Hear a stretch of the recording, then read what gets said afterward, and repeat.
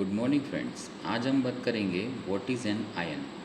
अब अगर हम आयन की बात करें तो पहले समझते हैं आयन का मतलब क्या होता है। तो देखिए, हमने अपने लास्ट लेक्चर में ये पढ़ा था कि किसी भी एटम के स्ट्रक्चर को जब हम देखते हैं तो एटम के अंदर the total number of proton जो कि उसके न्यूक्लियस में होता है is always equals to the total number of electron.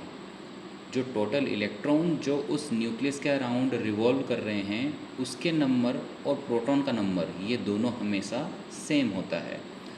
अब बात यह आती है कि जो एटम होता है वो ये चाहता है कि मैं अपने आप को स्टेबल कर लूँ, और स्टेबल करने के लिए एक रूल है जिसको हम बोलते हैं ऑक्टेट रूल।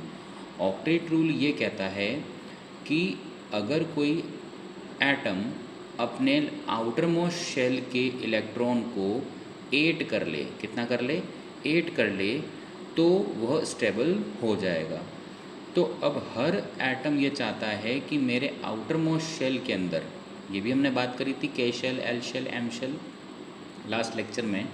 तो इन शेल में जो सबसे लास्ट वाली शेल जिसमें इलेक्ट्रॉन को फिल किया गया है वो उसकी आउटर मोस्ट शेल कहलाती है।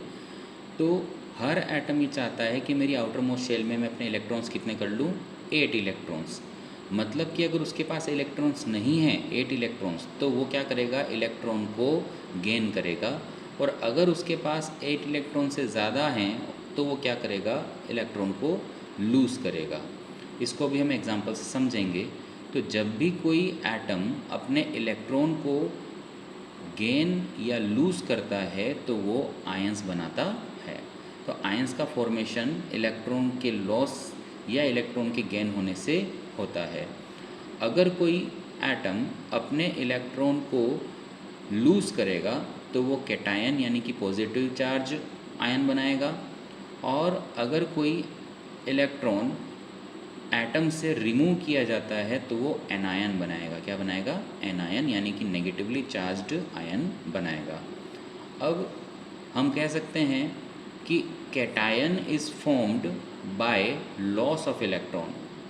अगर इलेक्ट्रॉन का लॉस होगा तो कैटायन बनेगा, और an anion is formed by gain of electron. अगर इलेक्ट्रॉन को गेन किया जाएगा, एक्स्ट्रा इलेक्ट्रॉन जो है लिया जाएगा, तो एन आयन का फॉर्मेशन होगा। इसे हम एक एग्जांपल से समझने की कोशिश करते हैं। जैसे कि आप यहाँ देख पा रहे हैं कि यहाँ पे दे रखा है Na प्लस, के प्लस, Al प्लस 3। इसी तरह से एनायन में दे रखा है Cl माइनस, N माइनस 3। ये क्या चीज़ है, तो देखिए एक एग्जांपल अगर हम देखते हैं सोडियम का, तो हमें पता है कि सोडियम के अंदर टोटल उसका एटॉमिक नंबर होता है 11। 11 क्यों होता है, क्योंकि उसके अंदर नंबर ऑफ़ प्रोटॉन्स जो हैं वो 11 हैं और इलेक्ट्रॉन भी कितने हैं, 11 हैं। तो दोनों ही नंबर एक दूसरे के इक्वल है। अब इसकी इलेक्ट्रॉनिक कॉन्फ़िगरेशन अगर हम लिखना चाहें तो हम कहेंगे कि के शेल के अंदर 2 इलेक्ट्रॉन्स होंगे, एल शेल के अंदर 8 इलेक्ट्रॉन्स होंगे, और एम शेल के अंदर 1 इलेक्ट्रॉन होगा। अब जैसा कि भी मैंने बताया कि हर एटम चाहता है कि मेरी आउटर मोस्ट शेल, अब यहाँ अगर हम देखेंगे तो इसकी आउटर मोस्ट शेल होगी आपकी ये वाली। इस शेल में कितने इलेक्ट्रॉन हैं, 1, और ये क्या चाहेगा, अपने अंदर 8 इलेक्ट्रॉन्स करना चाहेगा। लेकिन 8 इलेक्ट्रॉन्स करने के लिए इसे और कितने चाहिए, 7 इलेक्ट्रॉन्स चाहिए, जो उसके लिए पॉसिबल नहीं है। क्योंकि अगर आप एक इलेक्ट्रॉन भी लेते हो, गेन करते हो, तो आपको बहुत ज़्यादा एनर्जी की ज़रूरत होती है। तो 7 इलेक्ट्रॉन्स लेने के लिए बहुत ज़्यादा एनर्जी की ज़रूरत होगी। तो इसलिए ये एटम ऐसा सोचता है कि क्यों न मैं इस 8 इलेक्ट्रॉन को ही, ये जो आपका एक इलेक्ट्रॉन है, 1 इलेक्ट्रॉन है, इसे ही मैं क्या कर दूँ, रिमूव कर दूँ।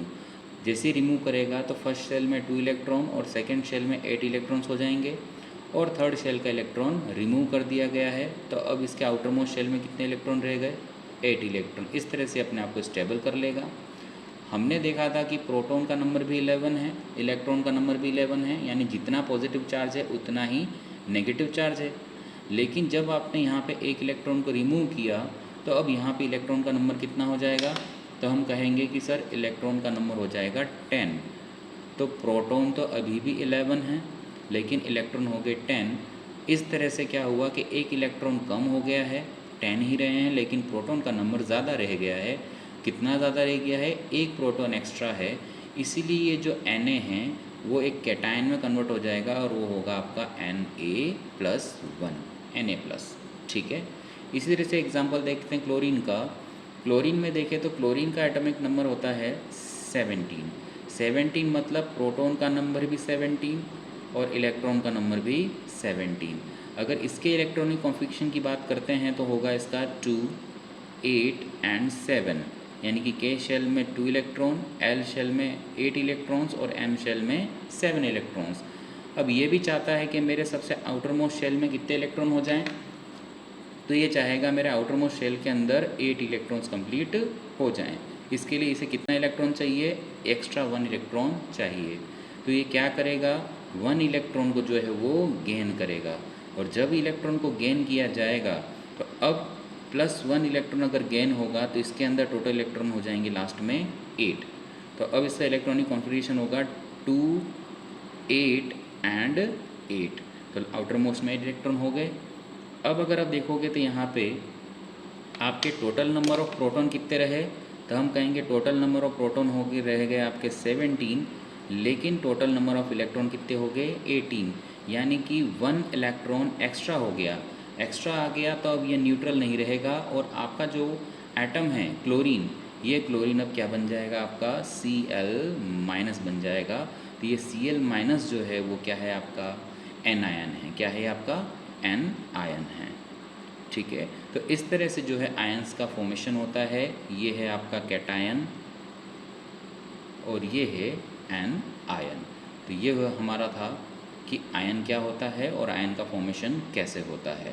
आई होप आपको लेक्चर समझ में आया होगा।